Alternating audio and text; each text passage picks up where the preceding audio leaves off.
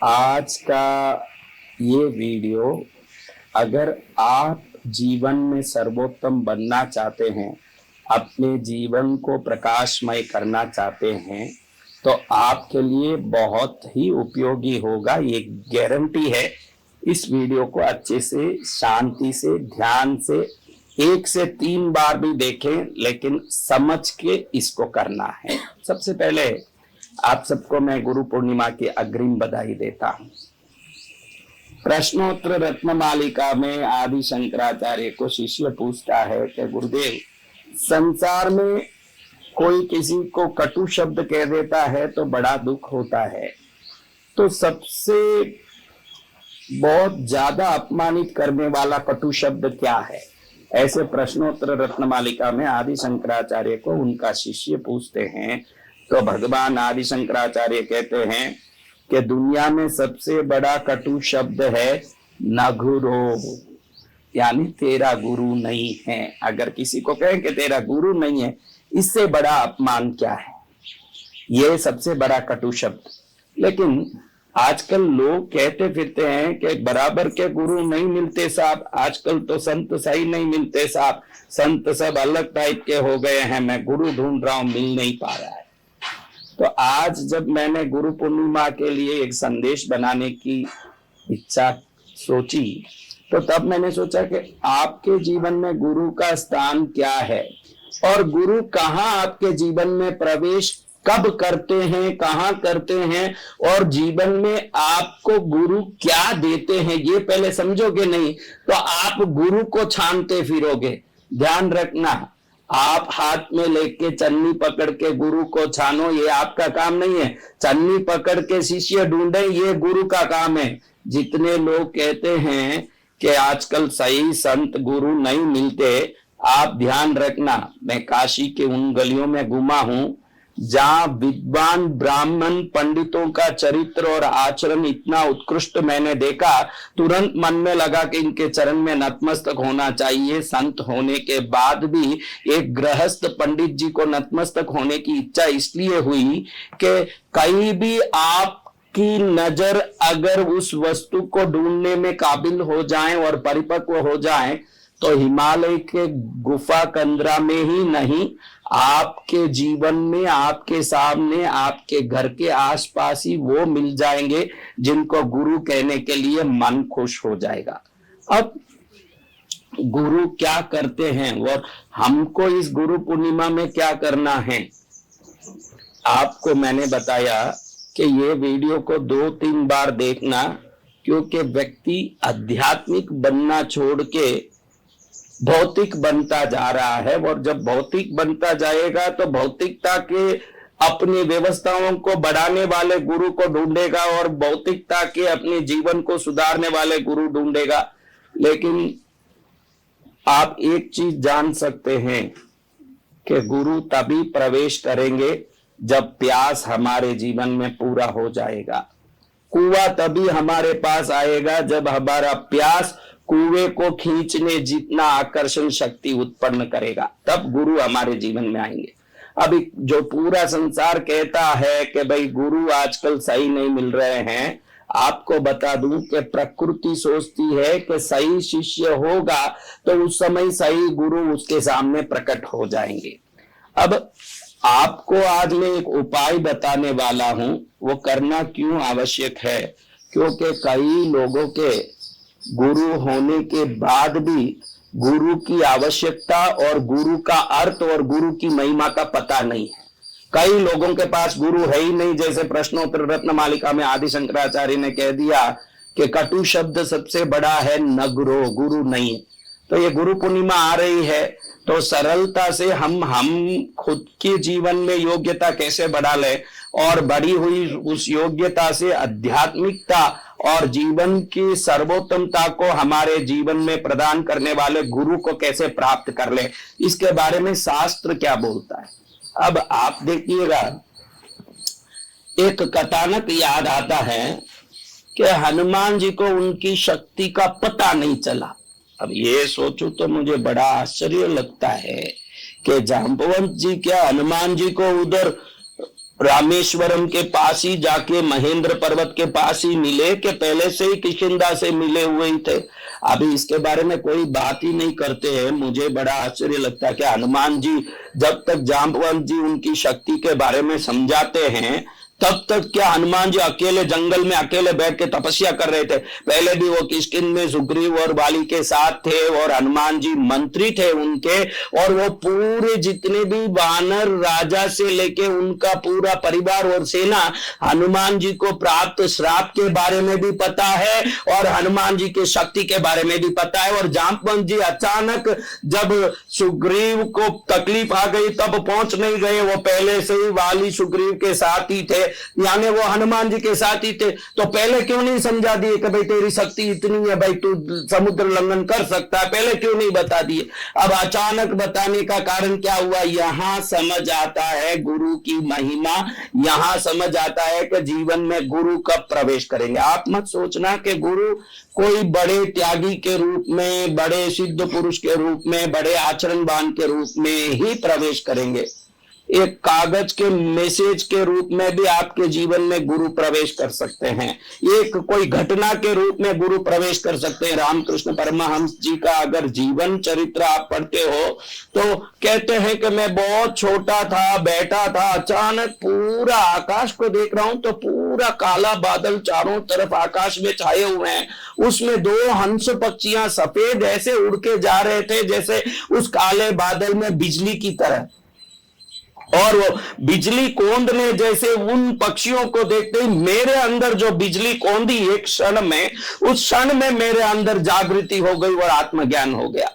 अब देखो महाराज, उनका पूर्व जन्म का पुण्य, उनको ना तो कोई प्रकार से गुरु को पकड़ना पड़ा, बाद में वो तोतापुरी को पकड़े और भैरवी माता से साधना सीखी। ऐसे कई लोगों से जैसे जैसे उन्होंने साधना सीखी वो सब मंत्र साधनाएं, विभिन्न प्रकार के योग साधनाएं, लेकिन आत्मज्ञान तो उनको बचपन में ही खाली दो हंस पक्षियों को बिजली की तरह उड़ते देखा, अंदर की बिजली जग गई महाराज। अब इसको क्या कहें कि हमारे अंदर की जो बिजली जगे उसी को हम अपने अंदर का उत्थान समझे।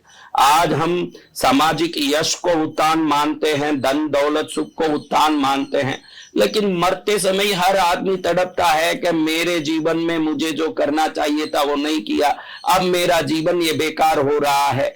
खुश वही हैं जिसके अंदर आत्म शांति के साथ साथ आत्मज्ञान का विकास हो रहा है, और वो आत्मज्ञान का विकास कराना जांबवंत की तरह हनुमान जी को तेरी शक्ति समझा दूं, हनुमान तू एक ही है जो श्रीलंका को जाके वापस लौट सकता है, भूल गया? ऐसे अपनी शक्ति को पहचानना और शक्ति को प्रदान करना और वो शक्ति के बारे में समझ देना, ये गुरु का काम है। गुरु तभी जीवन में प्रवेश करते हैं तब आपको वो शक्ति प्राप्त करने की परिपक्वता आ जाती है। मैंने पहले ही एक सवाल किया, क्या हनुमान जी के साथ जांबवंत जी पहले ही नहीं थे? अगर पहले जब मिले तभी बोल देते तो घटना कैसी होती वो सोचो। क्यों हनुमान जी को ये श्राप क्यों मिला? छोटे थे, बल इतना बड़ा था कि सूर्य को फल की तरह लपकने गए, और जितने ऋषि मुनि जंगलों में साधना करते थे, कभी बड़े बड़े वृक्ष उखाड़ के उनके आश्रमों पर फेंकना, बड़े बड़े पत्थरों के शिलाएं खंड उठा उठा करके किसी पर फेंकना, चारों तरफ धूम मचा करके उत्पात मचाए हुए थे। ऋषि मुनियों ने देखा कि ये हवन में भी शांति से बैठने नहीं दे रहा है और चारों तरफ जिस आचरण और कार्य में हम लगते हैं उसी में विघ्न करता है। उन्होंने शाप दिया कि भाई तू ये शक्ति को भूल जाएगा। फिर मां अंजना ने बहुत प्रार्थना की, तब उन्होंने उसका विमोचन भी दिया कि इस शक्ति को तू कोई समझाएगा तब पहचान लेगा। अब देखो, एक बात कोई नहीं सोचते हैं कि मां अंजना देवी ने ये निवेदन करके शाप विमोचन का उपाय भी ऋषि मुनियों से लिया कि कोई भी इसको समझा देगा तो वो शक्ति तुरंत प्राप्त कर लेगा। तो तुरंत उसी समय अंजना माता ने क्यों नहीं समझा दिया कि भाई तेरे पास बहुत शक्ति है, तू जग जा, अभी से तेरी शक्ति है। आपके अंदर जब तक ईगो हिलोरा लेता है, आपके अंदर जब तक अहंकार लहर मार रहा है, जब तक आपको दिया हुआ उपदेश गलत काम करेगा। इसलिए जो लोग खुद कहते हैं कि कोई साधु हमको सही ढंग का नहीं मिल रहा, कोई गुरु सही ढंग का नहीं मिल रहा है, तो हम खुद के बारे में भी सोच ले कि भाई हम सही शिष्य बनने योग्य हो गए हैं या सिर्फ सही गुरु ही ढूंढ रहे हैं। कई लोगों का ऐसा कहना कि जब सही गुरु आएंगे तो हमको सही शिष्य बना नहीं देंगे महाराज। देखो भैया, दो बात है, आपकी अज्ञानता को मिटाना गुरु का काम है, लेकिन आपकी अयोग्यता को मिटाने का प्रयास आपको भी करना चाहिए। आपकी अज्ञानता को मिटाना गुरु करेंगे, लेकिन आप अयोग्य, मैं तो अयोग्य रहूंगा लेकिन मेरे में योग्यता भी गुरु डालेंगे। योग्य बनने लायक ना भी हो, योग्य बनने का प्रयास जो करेगा, उस प्रयास के आकर्षण से ही गुरु प्राप्त होंगे जीवन में। गुरु का काम यही है कि जब आपके अंदर अयोग्यता है और मैं अयोग्य हूं ये समझ आने के बाद वो अयोग्यता को समाप्त करने की जब आप प्रयास करते हो, उस प्रयास में हाथ पकड़ने जो सामने प्रकट होते हैं उन्हीं को गुरु कहते हैं।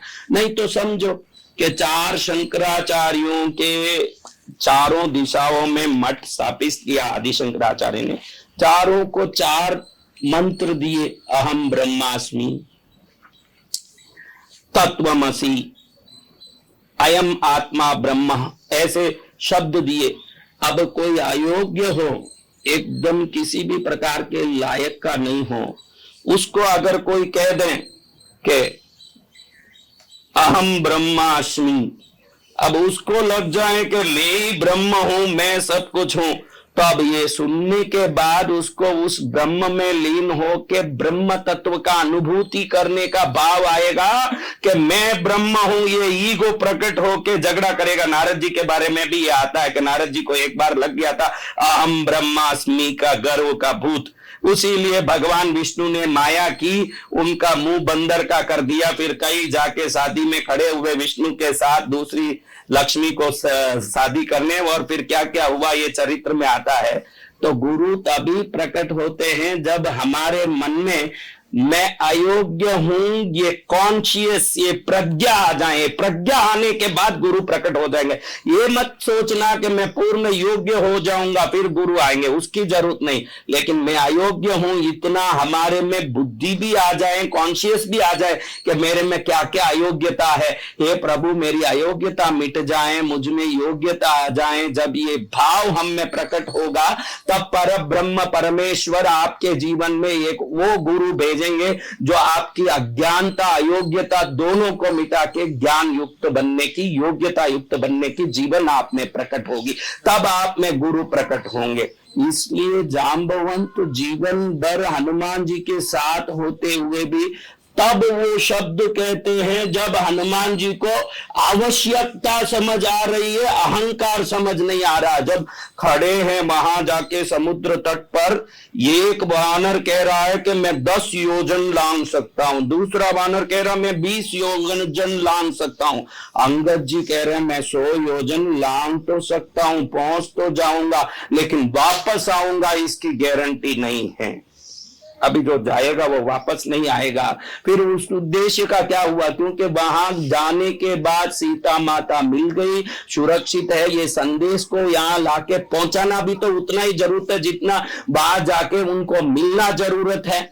तब जांबवंत जी देखते हैं कि जिस बचपन में ये हनुमान अहंकार के कारण वृक्षों को, शिलाखंडों को उठा उठा के फेंक के उत्पात करता था, वो हनुमान आज कर्तव्य परायण होके, राम का दूत होके, राम का भक्त होके, परम भक्त शिरोमणि होके अपने कार्य को कैसे भी पूर्ण करने के उत्साह और विडंबना के साथ मन में आतुरता लेके खड़ा है।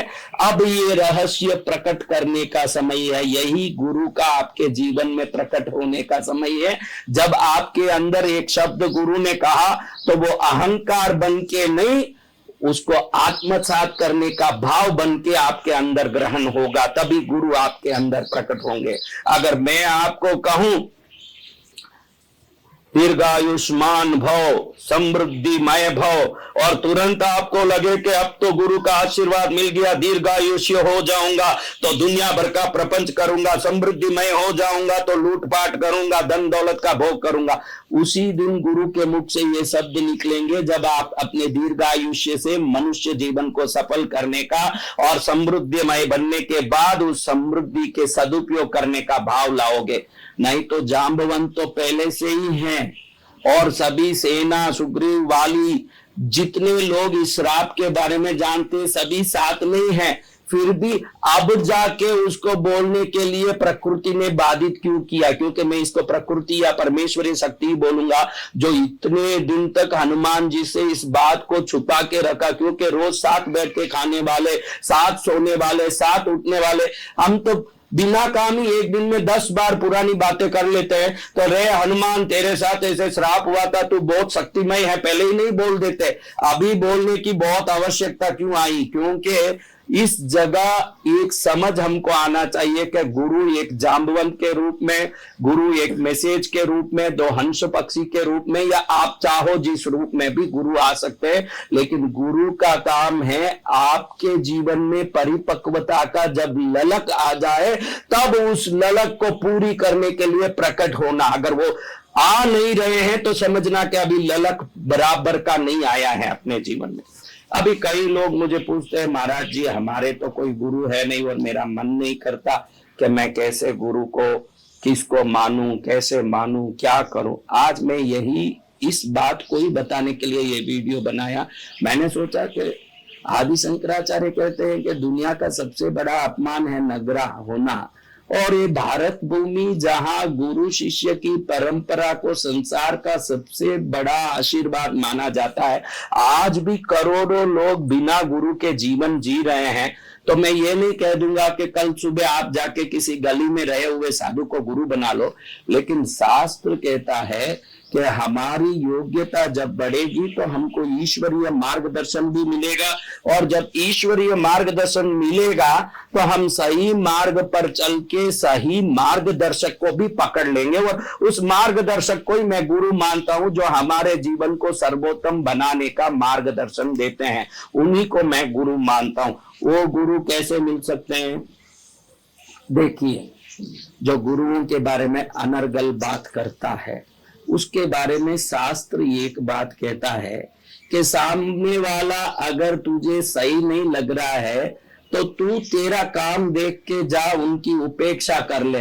लेकिन कोई अच्छा संत हो और तेरे मन में गलत भ्रम हो गया हो और तू उनकी निंदा करते फिरता है, तो शास्त्र कहता है कि 100 योजन दूर तक 100 मन रुई का अगर छोटे छोटे टुकड़े करके 100 योजन दूर तक फेंक के आ जाएं और वो सब हवा में उड़ के कहीं भी चले जाएं, 100 योजन दूर तक 100 मन रुई, और उन सबको वापस इकट्ठा करके पूरे के पूरे टुकड़े को भी बगैर छोड़े पूरा इकट्ठा करके ले आए, तो जो संभव होता है वही उस पाप का प्रायश्चित है जो गुरुओं की निंदा करता है, संतों की निंदा करता है। संतों की निंदा करने का प्रायश्चित यही है कि 100 योजन दूर तक 100 मन रुई फेंक दें, टुकड़े टुकड़े करके, छोटे छोटे खंड करके, छोटे छोटे फुंदे करके, फिर उन सबको इकट्ठा करके लाएं। जितना ये असंभव है उतना ही असंभव है कि गुणी जनों की निंदा का प्रायश्चित है। यानी ये उपाय इसलिए बताया हमारे महापुरुषों ने कि गुरुजन, गुणी जन, महापुरुषों के निंदा का कोई प्रायश्चित ही नहीं है। ऐसे कहने के बदले ऐसे कह दिया कि 100 योजन दूर तक रुई फेंको और फेंके हुए रुई को इकट्ठा करके लाओ। क्या 100 योजन दूर तक फेंके हुए रुई को इकट्ठा करके लाओगे मेरे भाई? पकड़ के लाओगे? तो गुरु शब्द का अर्थ मैं किसी संत का नहीं कह रहा हूं, आप कृपया ध्यान रखना। मैं गुरु शब्द का अर्थ किसी संत का नहीं कह रहा हूं। जो भी हमारे माँ बाप हैं, हमको खाना सिखाए, वस्त्र पहनना सिखाए, हमको धंधा पानी सिखाया, जीना सिखाया, गुरु शब्द का अर्थ है बड़ा। आप ध्यान रखना, गुरु शब्द का अर्थ है बड़ा। हमारे स्कूल के शिक्षक ये भी गुरु है। गुरु पूर्णिमा का पावन दिन है, इसलिए माता पिता हैं, बड़ा भाई है, हमारे जो शिक्षक जन हैं, हमारे आध्यात्मिक गुरु हैं, धार्मिक गुरु हैं, हमारे कुल परंपरा के गुरु हैं, कितने महापुरुष हुए हैं जिन जिन के बारे में आप प्रभावित हुए अपने जीवन में। देखो कितने बुद्ध, महावीर और नानक जैसे महापुरुषों से, आदि शंकराचार्य, विवेकानंद तक के महापुरुषों से, संत ज्ञानेश्वर जैसे कितने महापुरुषों से ये धरती भरी है। जब जब जिनके प्रति आपके कान में कोई संदेश आया संतों के प्रति, समझना कि तब तब ईश्वर ने दरवाजा खटखटा के आपको हरदम एक अवसर दिया है कि तेरे पास गुरु आना चाहते हैं, तेरे पास गुरु आना चाहते हैं। भले ही वो वृंदावन या अधिष्ठान में रहने वाले सजीव समाधि प्राप्त दैविक गुरु हो या जीवित कोई शरीर युक्त गुरु हो, ईश्वर समय समय पर अवसर देता है कि कोई न कोई आपके जीवन में आ जाए और जीवन परिवर्तित हो जाए। लेकिन हम हमारे शरीर में रहे हुए अहंकार मल, माया मल और कर्म मल के कारण आए हुए इन अवसर को कई बार ठुकराते रहते हैं। ईश्वर इतने दयालु है, हमारी हर अयोग्यता को जानने के बाद भी दरवाजा खटखटा के टीवी के कोई दृश्य के रूप में, मोबाइल के कोई एक रील के रूप में, संत ज्ञानेश्वर के आलंदी का मंदिर का, या कोई देहू के तुकाराम जी के मंदिर का, भगवान महावीर के पावापुरी के मंदिर का, गिरनार में से नेमिनाथ जी का कोई संदेश, संकेश्वर में से पार्श्वनाथ का कोई संदेश, अमृतसर से नानक जी का कोई संदेश, ऐसे कितने ही संदेश अपने जीवन में कोई रील के माध्यम से, वीडियो के माध्यम से, पुस्तक के माध्यम से, मित्रों के भाषण के माध्यम से रोज भेजते ही रहते हैं। लेकिन हमारा अहंकार कहता है कि ये सब मुझे नहीं चाहिए, मुझे चाहिए गाड़ी, बंगला, सुख, पैसा, व्यवस्था, अहंकार। ये जो छूटने वाले शरीर को लेके इतना माताफोड़ी जो करता है, वो जवानी तक ये समझ ही नहीं पाता उस जवानी के खून के जोश से कि ये छूटने वाला है। उन बूढ़ों को देखना जब अब जीवन के लिए तरस रहे हैं, श्वास के लिए तरस रहे हैं, अब उनको पूछना क्या चाहिए, वो बोले कुछ नहीं चाहिए, पश्चाताप जो बचा है इसकी निवृत्ति कैसे होगी, जो मन में दुख बचा है इसकी निवृत्ति कैसे होगी, इसका उपाय बता दीजिए। हमारा जीवन बहुत खराब तरीके से जिया है मैंने, अपने लिए जीते हुए, अपनी पत्नी के लिए जीते हुए, बच्चों के लिए जीते हुए, खाली अपने स्वार्थ का कूट कूट के ऐसे खड़ा मसाला बनाया है कि जिसको किसी भी पुलाव में डाला हो तो पुलाव खारा हो जाए, इतना बड़ा खड़ा मसाला हमने माया का बना के रखा है। अब देखिए गुरु पूर्णिमा आ रही है, तो जितनी पूर्णिमाएं हैं इसमें कुछ पूर्णिमाएं विशेष मानी जाती है। आप क्या महाराज इस वीडियो को 3 बार देखने बोला?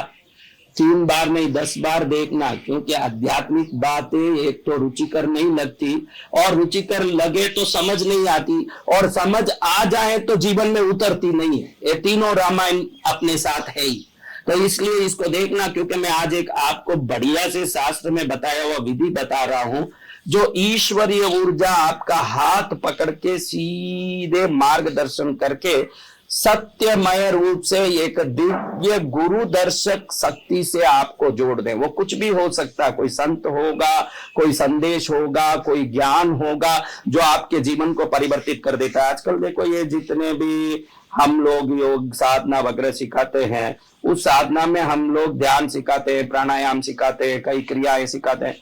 करते करते करते ये क्रियाएं अपने आप आत्म जागृति का कारण बनती है।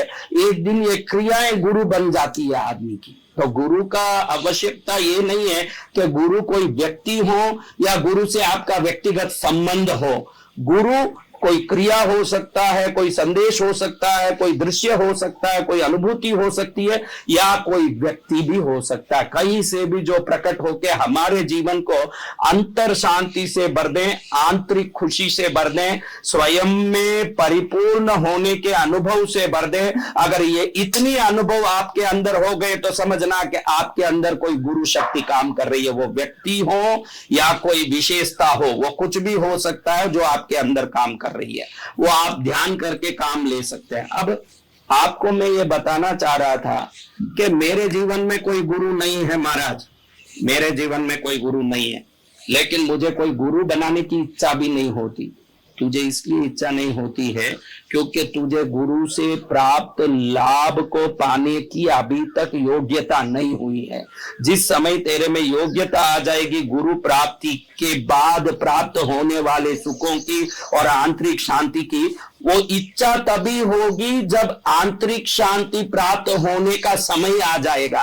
कई लोग बोलते हैं कि भगवान नहीं है। देखो भाई, जिसने भगवान नहीं है बोला उसने क्या तीर मारा। एक बहुत अच्छा मैंने संस्कृत श्लोक पढ़ा, वो श्लोक इतना सुंदर विवेचन मुझे दिमाग में डाला कि मुझे तो लगा कि बढ़िया श्लोक है। उस श्लोक में लिखा था, मैंने जिंदगी भर भजन की, जिंदगी भर पूजा की और मैंने जिंदगी भर आस्तिकता निभाई, अब मैं मर गया, भगवान नहीं था और क्या फर्क पड़ा, मेरे पूजा पाठ का रोज का 1 घंटा व्यर्थ गया होगा, उससे ज्यादा मैंने कौन सा। भाई तुम लोग कितना, कोई 24 घंटा पूजा करते हो, भाई आपके पूजा पाठ का समय कितना है?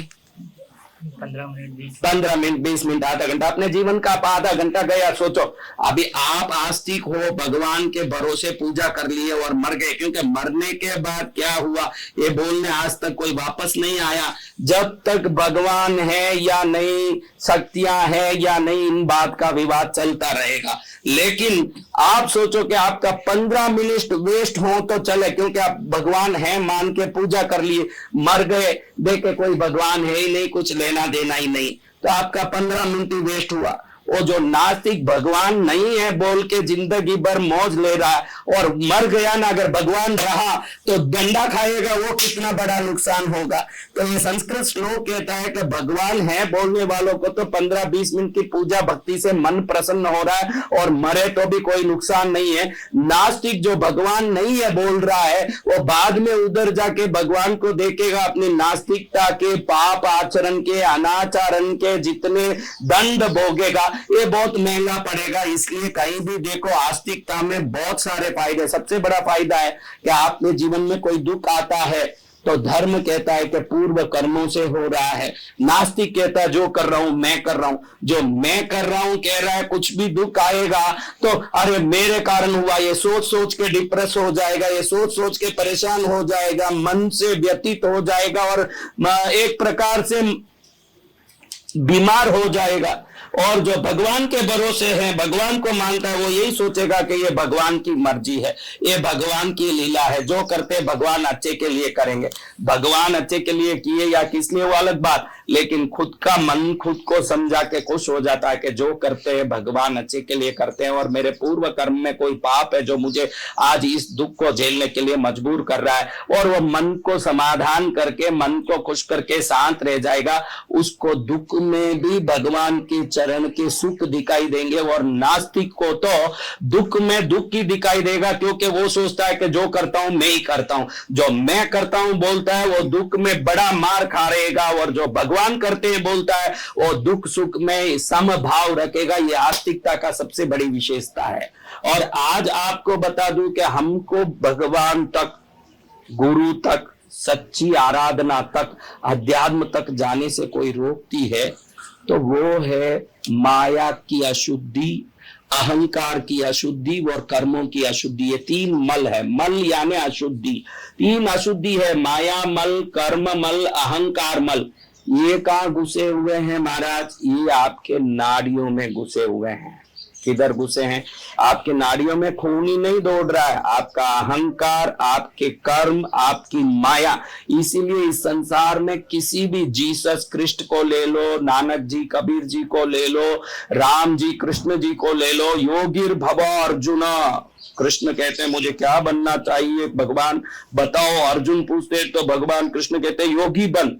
और योग साधना का प्रारंभ प्रथमता शुरू होता है नाड़ी शोधन से, नाड़ियों की शुद्धि से। क्यों? उनको पता है कि जो दम्भी होगा, अहंकारी होगा, वो नाड़ी की अशुद्धि से ही होगा। जो बड़े बड़े दान करवाते हैं, आप देखिए, मैं देखता हूं कि ये ट्यूबलाइट जो मंदिरों में जो 500 रुपए का ट्यूबलाइट सेट दान करते हैं, वो 4 फुट के ट्यूबलाइट को एक दिन देखा मैं कि भाई ट्यूबलाइट जल क्यों नहीं रहा है, ये मंदिर अंधेरे में क्यों है? भक्त बोल रहा है मेरा क्या लाइट तो जल रहा महाराज, लाइट जल रहा है तो ये अंधेरा क्यों आ रहा है भाई, इतना अंधेरा क्यों जब लाइट जल रहा है, तो ट्यूबलाइट है, अच्छा उजाला आना चाहिए। जाऊं देखूं तो दिखे के चुन्नी लाल बेटा मान लाल और बेटा संपत लाल, दादा पोता करम लाल, बीमन लाल भेड़िया और उदयपुर राजस्थान भारत विश्व का पूरा ट्यूबलाइट के ऊपर नाम लिखा हुआ। अभी इतना 4 फुट के ट्यूबलाइट में कोई 16 नाम लिखे कि वो नाम पेंट कर दिए ट्यूबलाइट के ऊपर, अब उजाला कहां से अंदर से आएगा। ये दान देते समय दिखाने की भाव क्यों आती है, क्योंकि अहंकार का मल अंदर नाड़ियों में भरा हुआ है और ये चाहिए वो चाहिए संसार चाहिए, ये माया मल अंदर में भरा हुआ है। कभी जाएं तो सुख आता है, कभी जाएं तो कि ये धंधा करेंगे तो फायदा होगा और उसी को करके बहुत बड़ा नुकसान हो गया। ये कैसे होता है, क्योंकि कर्म मल सता रहा है, कर्म मल, माया मल, अहंकार मल, ये जब तक रहेगा दुख आता रहेगा, ईगो बढ़ता रहेगा और विभिन्न झूठी चीजें अच्छी लगती रहेगी। जिसको लगे कि संसार बहुत अच्छा, समझना माया का चश्मा पहन के बैठा हुआ है। जिसने माया का चश्मा पहना है उसको संसार बहुत बढ़िया लगेगा, संसार की चीजें अच्छी लगेगी। भाई ए लाइए, जीन्स पैंट लाइए, टी शर्ट लाइए, कूलिंग ग्लास लाइए, हैट लाइए, शूट लाइए, कोट लाइए, पैंट लाइए, क्यों? माया अच्छा लग रहा है। जब माया खत्म हो जाएगी, सच्चिदानंद स्वरूप को प्राप्त करने की ललक अंदर आ जाएगी। जिसमें सच्चिदानंद स्वरूप को प्राप्त करने की ललक आ गई है वही गुरु को प्राप्त करने का अधिकारी है। आज से ये मत बोलना कि सच्चे गुरु नहीं मिलते, वो बोलना आपका काम नहीं है। मैं सच्चा शिष्य बनूं, प्रभु मुझे आशीर्वाद दो, ये प्रार्थना करना आपका काम है। और जिस दिन आप ये प्रार्थना करोगे, ईश्वर किसी व्यक्ति के रूप में, संदेश के रूप में, दृश्य के रूप में, क्रिया के रूप में, कोई भी रूप में, या ईश्वर स्वयं ही गुरु के रूप में आपको दिखेंगे। उनको पकड़ के आप तीर जाओगे। आपके लिए तीरने के लिए हजारों माध्यम ये ब्रह्मांडीय ऊर्जा बनाएगी, लेकिन तीरने का ललक आ गया तो काफी है। बाद में अयोग्यता और अज्ञानता मिटाना उस ललक की शक्ति का काम है जो आपको मिटाएगा। अब मैंने आपको बताया कि 3 चीजें हैं जो परेशान करती है, अहंकार मल, माया मल और कर्म मल। हमारे नाड़ी के रोम द्वारों में, छिद्रों में घुसी हुई है ये माया जो निकलती नहीं है। सबको कहता हूं कि रोज कुछ करो मत करो, प्राणायाम जरूर करो, उसमें भी अनुलोम विलोम जरूर करो। क्योंकि हर माया, मेरी बेटी, मेरा बेटा, अरे कितने बेटे पैदा किए, कितने बेटियां पैदा की है, लाखों जन्मों में पैदा कर लिए और लाखों जन्मों में पैदा करना, अभी उनके पीछे ही पड़े रो रहे हैं। तो एक कोई है क्या भाई, आपने देखा जो हम मरे तो हमारे साथ मर गए? जो साथ नहीं मरे वो हमारा साथी कैसे है? साथी तो वो है कि हमारे साथ रहने वाला। तो मरने के साथ भी रहने वाला वही साथी है, जो रहता नहीं वो कहीं का साथी हुआ। तो कोई साथी नहीं है, साथी वो है जो मरने के बाद भी होगा। तो इसके लिए हमको करना है सुबह में जल्दी उठने का अभ्यास। देखो आपको गुरु पूर्णिमा की विशेषता अब समझाता हूं। कुछ पूर्णिमाएं विशेष है, वो पूर्णिमाओं में विशेषता चैत्र पूर्णिमा यानी चित्रा नक्षत्र पूर्णिमा के साथ जुड़ता है, वो चैत्र महीने का पूर्णिमा विशेष है। आषाढ़ महीना, ये क्या महीना बेटा? हाँ, आषाढ़ा नक्षत्र पूर्णिमा के साथ लगता है, वो आषाढ़ महीना। ये आषाढ़ महीना चल रहा है बेटा, आषाढ़ी पूर्णिमा आएगी। अभी क्या पूर्णिमा आएगी? पूर्वाषाढ़ा उत्तराषाढ़ा 2 नक्षत्र हैं और ये नक्षत्र पूर्णिमा में जुड़ जाए वो आषाढ़ महीना। और शरद पूर्णिमा, कौन सी पूर्णिमा बेटा? शरद पूर्णिमा। ये 3 पूर्णिमा अति विशेष बताई है। देखो, चैत्र पूर्णिमा आपके शरीर में रहने वाली आह्लादिनी नाम की नाड़ी को जगाती है। आह्लादिनी शक्ति इस संसार की सबसे बड़ी शक्ति है, जो बाहर के तरंगों को, अंदर की ऊर्जा को एक साथ जगाने वाली चित्रिनी नाड़ी है। वो चित्रा पौर्णमी के दिन से जुड़ी हुई नाड़ी है, चित्रिनी नाड़ी, जिसको सीधा चित्रा नाड़ी भी कहा जाता है। चित्रा नक्षत्र के दिन चैत्र पौर्णमी में ये नाड़ी ज्यादा जागृत रहती है, इसलिए इस पौर्णिमा को योगी गण, भक्त गण अति विशेष मानते हैं। इस दिन ये चित्रिनी नाड़ी जग जाती है तो माया मल नष्ट होता है। इसलिए चैत्री पूर्णिमा की अति विशेषता है। आप शरद पूर्णिमा में देखते हैं महाराष्ट्र में वगैरह दूध को चांदनी में रखते हैं रात भर और उस खीर को वो लोग पीते हैं, क्योंकि शरद पूर्णिमा शारदीय शक्ति यानी शरद चंद्र की शक्ति से, चांद्रिक ऊर्जा से भरी हुई होती है।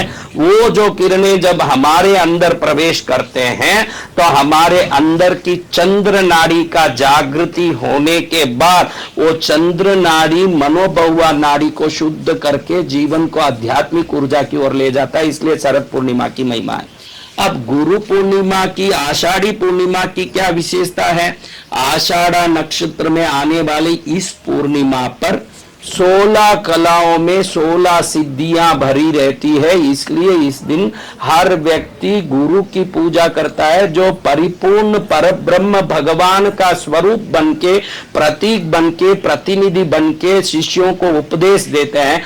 एक तो भगवान जो महावीर हैं, बुद्ध हैं, कृष्ण हैं, जो परम तत्व परम परिपूर्ण हो गए हैं।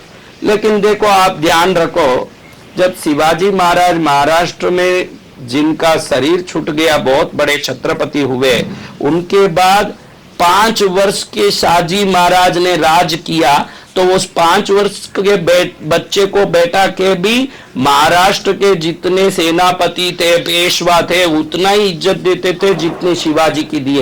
ये नहीं सोचते थे कि शिवाजी में जितनी वीरता है, जितना बल है, वो इसमें है नहीं है, इसको क्या आदर दे। क्योंकि छत्रपति के सिंहासन में जो बैठते हैं वो छत्रपति होते हैं। परमेश्वर के संदेश को पहुंचाने वाले हर व्यक्ति परमेश्वर के प्रतिनिधि होते हैं। इसलिए गुरु पूर्णिमा पर परब्रह्म के उस संदेश को देने वाले उन शक्तियों की चरण की पूजा करते हुए हम वो 16 सिद्धियों को हमारे जीवन में प्राप्त करते हैं, जो आध्यात्मिक धार्मिक उत्थान के लिए सर्वोत्तम स्थान रखता है। ऐसी शक्तियों की पूजा का गुरु पूर्णिमा का दिन है। अब मेरे तो गुरु है नहीं महाराज, लेकिन आपको आज मैं कह रहा हूं कि गुरु पूर्णिमा के दिन से आप ये अभ्यास जरूर शुरू कीजिए। यही गुरु को आप तक पहुंचाने की ताकत और ललक को आप में प्रकट करेगी। अभी तक गुरु नहीं है, और जो कई लोगों को क्या मेरे पास आके कहते हैं गुरु तो बनाया था महाराज, लेकिन अब मैं वहां नहीं जाता हूं। अरे भाई, यानी वो गुरु गलत नहीं है, तेरा ललक गलत है, इसलिए गलत गुरु तेरे जीवन में आ गया। अभी गुरु गलत सही बोलना भी मेरे लिए सही नहीं है, फिर भी मैं उदाहरण के लिए ये बता रहा हूं कि किसी को कोई अच्छा नहीं लगा संत और उधर नहीं जा रहे हैं, तो उसका कारण वो गलत संत नहीं है, आपके ललक की कमजोरी है जो गलत लोगों में आपको फंसा देता है। अगर आपका ललक परिपूर्ण और सर्वोत्तम होगा, आपका तड़प, ललक यानी तड़प, आपका तड़प उबलते पानी की तरह होगा। देखो पानी उबल रहा है, 99 डिग्री भी उबलेगा तो बाप बनेगा क्या? बाप कब बनेगा? 100 डिग्री उबलेगा तब बनेगा ना भाई। तो आपको भी गुरु पाने के लिए पूरा 100 डिग्री उबलना पड़ेगा, 99 उबल के भी गुरु आने वाले नहीं है। जब 100 डिग्री उबल जाओगे, गुरु आपके जीवन में प्रकट हो जाएंगे। और नहीं उबलते हुए भी गुरु प्रकट हो गए आपके जीवन में, तो ये पुण्य समझना पूर्व जन्म का। क्योंकि कई लोग ऐसे हैं जिनने कोई उबाला नहीं, बोलेगा हम तो कोई उबले नहीं थे, हमको तो सामने से गुरु मिल गए। ये तेरा पुण्य भाई, तुझे नमस्कार करता हूं। लेकिन मिलना तो चाहिए तड़पने के बाद ही, मिलना तो चाहिए उबलने के बाद भी। तो ये उबाल के लिए शास्त्र कहता है कि रोज सुबह ब्रह्म मुहूर्त में उठिए, 4 बजे, 3:30 बजे, 4:30 बजे तक उठिए। उठने के बाद अपने मल जल विसर्जन आदि कर्मों को करके, दातुन आदि शुद्धि कर्म को करके, दांत को साफ करके, नाक को साफ करके, आसन गुदाओं को साफ करके, शरीर को शुद्ध करके, कान आदि साफ करके, फिर अनुलोम विलोम 10 बार कीजिए। एक बार अंदर आपने पूरक किया, रेचक किया, फिर पूरक किया, रेचक किया, एक बार हुआ। ये ऐसे 10 बार करिए। ऐसे करना गुरु पूर्णिमा से शुरू करिए, 21 जुलाई रविवार से सुबह में शुरू करिए। उसी को आप अपने जीवन में गुरु पाने की ललक का अभ्यास, या गुरु की कृपा पाने का अभ्यास, या गुरु का मार्गदर्शन आशीर्वाद से जीवन को परिपूर्ण आध्यात्मिक ऊर्जा से ओतप्रोत और सर्वोत्तम बनाने का अभ्यास समझ के करिए। अब ये आप करेंगे 10 बार, उसके बाद कोई भी टाइमर क्लॉक या कुछ भी रख दीजिए, आराम से आप एक ऐसी अवस्था में बैठिए जहां ज्यादा कड़क भी ना हो जाए और ज्यादा ढीले भी ना बैठ जाएं। ऐसे बैठिए जिसमें आपको रिलैक्सेशन अच्छा महसूस हो, और उसके बाद आप मन में ओम ओम ओम 3 बार बोलिए। बोलने के बाद एक चुटकी बजाने जितना समय दीजिए, वापस ओम ओम ओम बोलिए। ऐसे 3 ओम बोलना, ओम ओम ओम, फिर एक चुटकी जितना गैप में उसको रोकना, ओम ओम। हर एक ओम एक चुटकी बजाने जितने समय में बोलना। आपको कोई माला हाथ में नहीं लेना है, कोई गिनती नहीं रखनी है, 10 मिनट तक ये करना है। 10 अनुलोम विलोम करना, 10 मिनट तक ओम ओम ओम, शांति, ओम ओम ओम। वो जहां शांति बोला वहां शांति नहीं बोलना है, उस समय शांत रहना है, कुछ नहीं बोलना है। ऐसे 3 ओम एक चुटकी बजाने जितनी शांति मन में रखिए। तो 3 मल जो है, कर्म मल, अहंकार मल और माया मल। कर्म की अशुद्धि, अहंकार की, माया की अशुद्धि। अब ये पीला चश्मा पहना हुआ आदमी है ना महाराज, लाख कोशिश कर लो उसको समझा दो कि ये पेड़ हरे है बेटा। अरे नालायक, क्या हरे बोलता है, अच्छे से दिखता है पीला। अरे भाई ये गाय सफेद है बेटा। अरे क्या महाराज गाय को सफेद बोलते हो, पीला तो अच्छे से दिख रहा, मैं क्या अंधा थोड़ी हूं।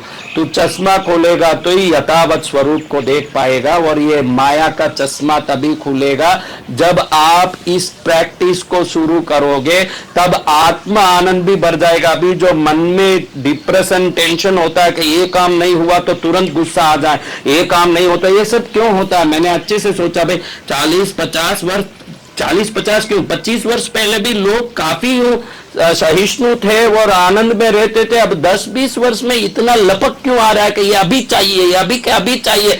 10-15 हजार पगार लेने वाला, नौकरी करने वाला आदमी फटाफट फ्लाइट की टिकट करके कहीं घूम के आने की सोचता है। इतना उसमें लोभ और लालच और हर चीज पकड़ने की कोशिश क्यों हो रही है? इसका कारण है ये जो टीवी आया, यूट्यूब आया, वीडियो आया। अब देखो एक जमाने में एक आदमी को कोई संदेश भेजना होता तो संदेश पहुंचने 1 साल लगता, फिर 1 महीने होते होते जब लेटर डालने का आया 4-5 दिन में हो जाता था। अभी आज सुबह जो ये वीडियो बना रहा हूं, ये वीडियो बनाने वाला आज का दिन है मेरा 14 जुलाई रविवार, और सुबह में जिस समय पर ये ट्रंप को किसी ने गोली मारी, उसके कान से होते हुए गोली निकल गई, लेकिन वो संदेश 1 सेकंड में पूरे वर्ल्ड में पहुंच गया। कोई ऐसा देश नहीं होगा जहां लोग नहीं जानते होंगे कि ट्रंप पर किसी ने आक्रमण किया या किसी ने कोई असैसिनेशन का कोशिश किया है, ये तुरंत मालूम पड़ गया। इससे क्या हुआ, जब आपके मन में गुप्त रूप से ये एक ललक प्रकट हो गई कि एक क्षण में कोई भी चीज को मैं यहां देख सकता हूं, तो एक क्षण में मुझे वो चीज चाहिए भी, ये ललक आपके अंदर प्रकट हो गई। जब वो चीजें तुरंत आप में दिखने लगी, अब लोगों को हर चीज तुरंत पाने का ये ललक इसीलिए आया, इसलिए आ रहा है क्योंकि हर चीज तुरंत दिखने लगती है। अमेरिका में रहने वाले उधर देखो चंद्रयान जाके मंगल में उतरे नहीं उतरे, इधर टीवी में दिखा रहा महाराज लैंडेड सक्सेसफुली मंगल में, इस सेकंड में चंद्र उतर रहा है चंद्रयान, और इसी सेकंड मंगल ग्रह को हम देख सकते हैं। तो मेरा बंगला 8 मंजिला इसी सेकंड में क्यों नहीं हो सकता? इसी सेकंड में मर्सिडीज बंगला बेंज क्यों नहीं हो सकता? ये ललक आने का कारण आज त्वरित गति से ये चीजें हमारे पास पहुंचना ही है। तो जब लगे कि हर चीज त्वरित गति से मेरे तक पहुंच सकती है, तो मेरी चीजें क्यों नहीं पहुंच रही है? फिर आत्महत्या करने की कोशिश, नींद की गोलियां लेने की कोशिश, जहर खाने की कोशिश।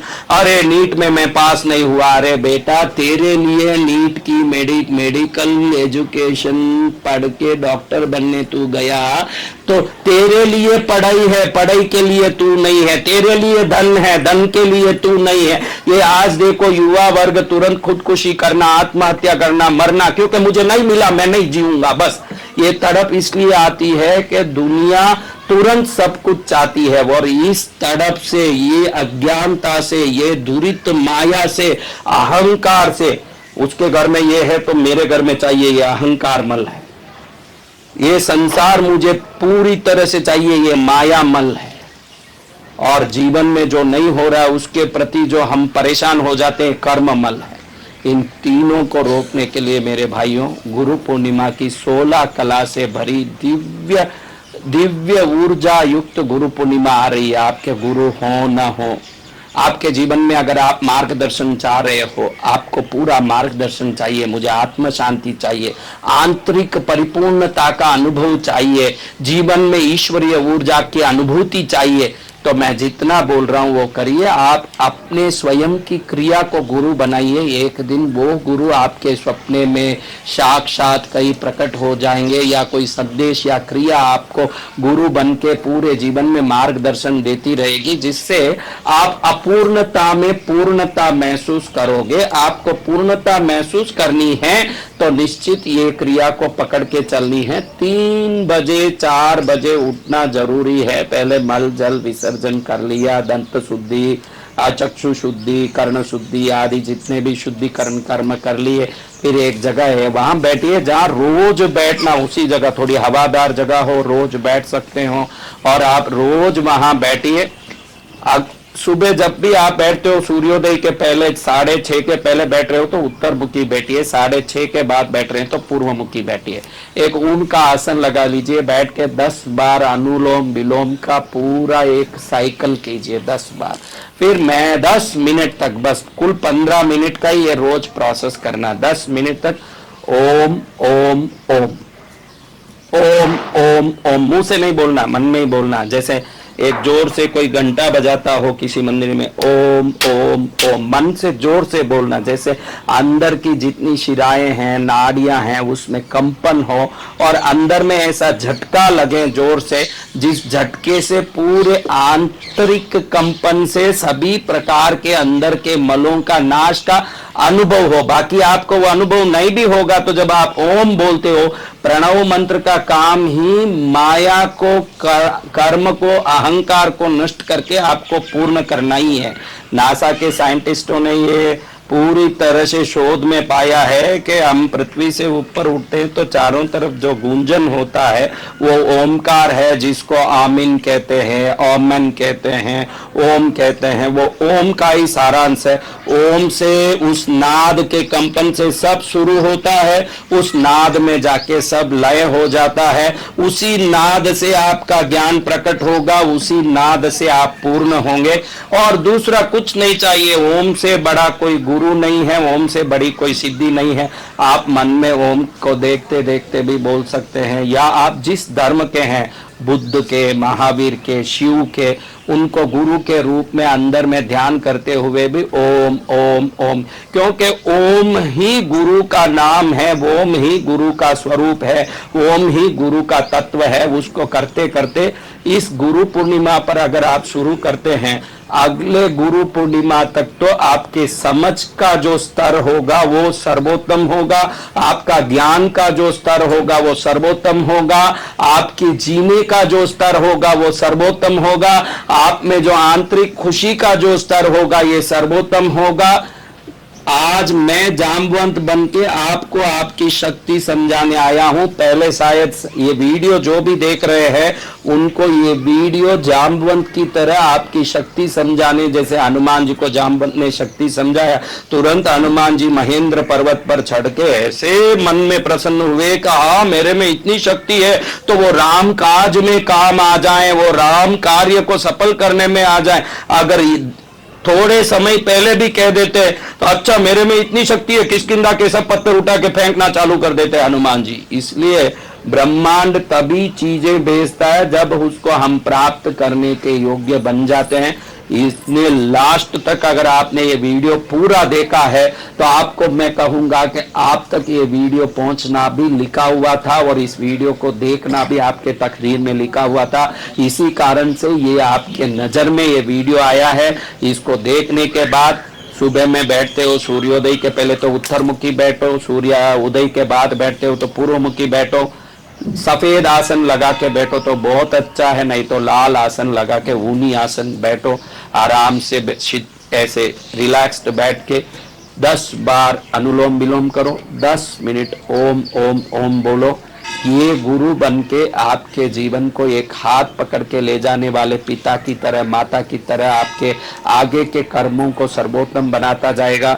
मेरे गुरु नहीं हैं बोलने वालों के लिए भी ये मार्गदर्शन देने वाला बन जाएगा। एक दिन गुरु को लाके सामने खड़ाने वाला बन जाएगा। मेरे गुरु हैं, उनसे मुझे कृपा चाहिए बोलने वालों को भी गुरु की प्रीति बढ़ाने वाला शक्ति बनेगा। क्योंकि परमेश्वर की प्रीति जब हो जाती है तो गुरु की प्रीति अपने आप हो जाती है। ओम से बड़ा कोई परमेश्वर को प्रसन्न करने वाला कोई एक बीज नहीं है। और इस बीज से देखो, श्रीम बीज से समृद्धि प्रकट हुई है, आइम बीज से ज्ञान प्रकट हुई है, रीम बीज से शक्ति प्रकट हुई है, लेकिन ओम बीज से समस्त अनंत कोटि ब्रह्मांड प्रकट हुआ है। ओम बोलने वाला उस बीज को अपने अंदर स्थापित करता है और पूरे ब्रह्मांड के मूल में प्रवेश करता है। वो स्वयं ब्रह्मांड ये ऊर्जा बनके वो वृक्ष बनता है जिसके शाखा बनके पूरे ब्रह्मांड में अनेक कोटि ग्रह और नक्षत्र तारे आज इस पूरे ब्रह्मांड में चारों तरफ घूम रहे हैं। वो स्वयं में महसूस करता है, तब वो समझेगा कि अहम ब्रह्मास्मि। अहम ब्रह्मास्मि समझना हो तो मैं वो बीज हूं जहां से पूरा ब्रह्मांड प्रकट होता है।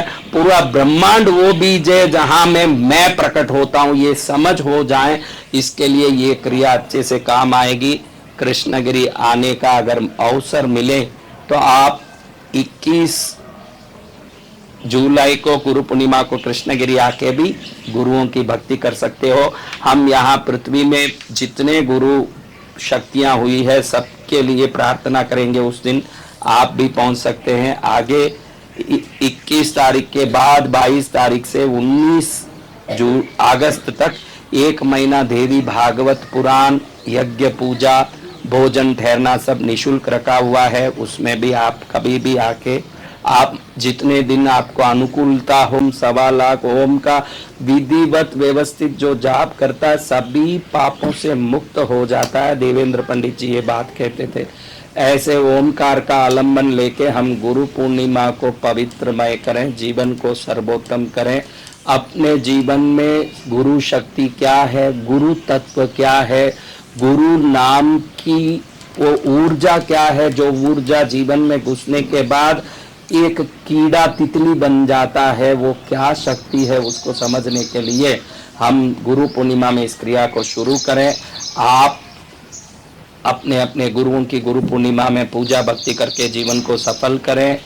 गुरुओं से भरा ये भारत उन सभी गुरुओं की कृपा से अपनी परंपरा को, अपने सिद्धांत को, अपने जीवन की पवित्रता को अक्षुण्ण रखें और ये गुरु पूर्णिमा भारत को उत्तरोत्तर सर्वोत्तम बनाने में सहयोग करें। यही प्रार्थना करता हूँ। सद्गुरुदेव जी